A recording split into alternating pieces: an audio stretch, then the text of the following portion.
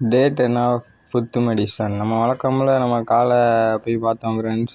காலை போய் பார்த்தோம். ஓரளவு காந்துருச்சு. ஒரே நாளாக காஞ்சிருச்சு பாருங்கள் ஃப்ரெண்ட்ஸ். நேற்று தான் அதுக்கு மருந்து போட்டோம் குழப்பலான்ட்டு இருந்துச்சு.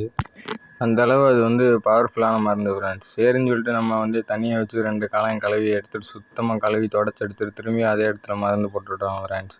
நமக்கு இப்போ புத்து அந்த குத்தின மருந்து சரியாயிடுச்சு. அந்த புண்ணு சரியாயிடுச்சு. இப்போ என்ன சரியாகலைன்னா நமக்கு வீக்கம் தான் சரியாகலை.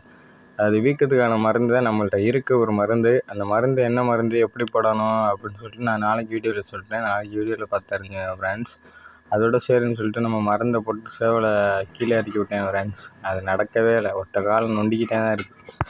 ஏன்னா முன்னாடி இருந்ததுக்கு நம்ம கழுவி மருந்து போடவும் புண்ணு ஓரளவு சரியாயிடுச்சு ஃப்ரெண்ட்ஸ். புண்ணு சுத்தமாக சரியாயிடுச்சு. கொஞ்சோண்டு தான் இருக்குது. நமக்கு இப்போ இருக்கிறது வீக்கம் தான். வீக்கத்துக்கு தான் நம்ம இப்போ மருந்து போடணும்.